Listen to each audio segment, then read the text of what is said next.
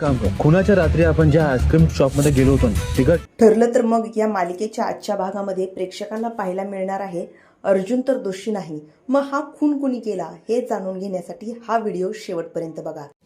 मी जेव्हा तिला dress gift केला तेव्हा मी बघितलं सुरुवातीला आजच्या भागामध्ये आपल्याला पाहायला मिळेल चैतन्य आणि सायली अर्जुनला भेटण्यासाठी पोलीस स्टेशनमध्ये गेलेले असतात. ते पोलिसांची परवानगी घेतात आणि अर्जुनला भेटतात.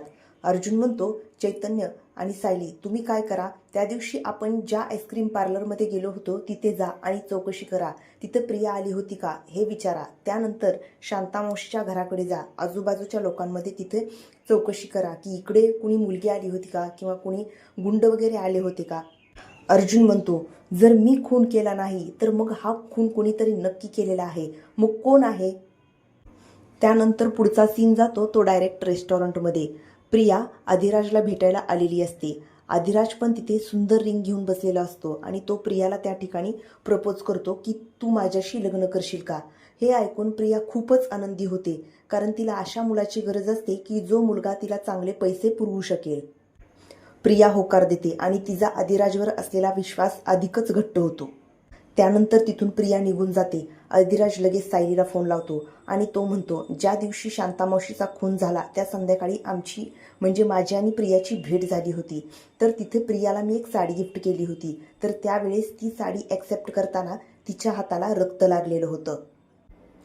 आणि हा फोन पोलीस स्टेशनमध्ये सायलीला आल्यामुळं अर्जुन हे ते संभाषण ऐकतो. मग अर्जुन म्हणतो, मग बरोबर आहे, हा खून नक्कीच प्रियाने केलेला आहे किंवा प्रियाच्या सांगण्यावरून कुणीतरी केलेला आहे. प्रेक्षकांनो, नेमकं काय घडलं असेल तर आपण पुढच्या राहिलेल्या व्हिडिओमध्ये सविस्तर जाणून घेऊया. चा सीन खूपच इंटेन्स आणि सस्पेन्सने भरलेला आहे.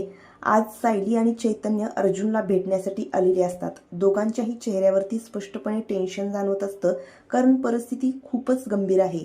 पोलीस स्टेशनमधील शांतता, तणाव आणि प्रत्येक डायलॉगमध्ये जाणवणारी भीती. पोलीस सुरुवातीला थोडे कडक वागतात, पण नंतर त्यांना अर्जुनशी भेटण्याची परवानगी देतात. हा सीन खूपच महत्त्वाचा आहे, कारण इथूनच स्टोरीला नवीन वळण मिळायला सुरुवात होतं. सायली आणि चैतन्य जेव्हा अर्जुनसमोर येतात तेव्हा त्यांच्या डोळ्यामध्ये अनेक प्रश्न असतात.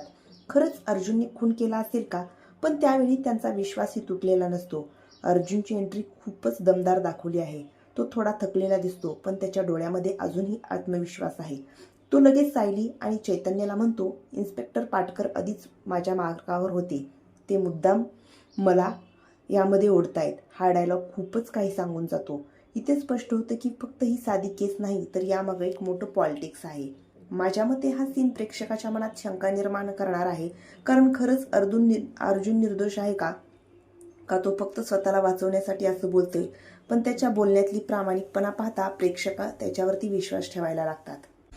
अर्जुन चैतन्य आणि सायलीला म्हणतो, तुम्ही अगोदर एक काम करा, त्या मॅनेजरला जाऊन भेटा आईस्क्रीम पार्लरच्या. त्याला विचारा, आम्ही ज्या दिवशी इथं आलो होतो त्या दिवशी एक मुलगी पण इथे आली होती का, ज्याच्यावर तुम्हाला संशय आहे असं वाटतो. कारण स्टोरीला तिथूनच नवीन क्लू मिळणार असतो. आणि त्यानंतर शांतामावशीच्या घराकडे पण जा, आजूबाजूच्या घरांमध्ये चौकशी करा, आजूबाजूच्या रस्त्यावरील लोकांना विचारा, इकडं काही त्या दिवशी झालं होतं का संशयास्पद, कुणी गुंड आले होते का, कुणी एखादी मुलगी आली होती का.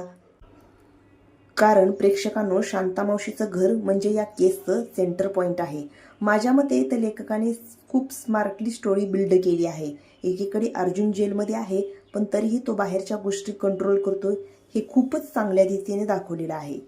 कारण अर्जुन वकील आहे ना, त्यामुळे त्याला या गोष्टी करणं खूपच सोपं जातं. त्यानंतर पुढचा सीन लेखकाने डायरेक्ट रेस्टॉरंटमधील दाखवलेला आहे. प्रिया ही अधिराजला भेटायला आलेली असते. 2 दिवसापूर्वी अधिराजने तिला फोन केलेला असतो. तो म्हणतो की आपण रेस्टॉरंटमध्ये भेटूया, मला तुला काहीतरी सरप्राईज द्यायचं आहे.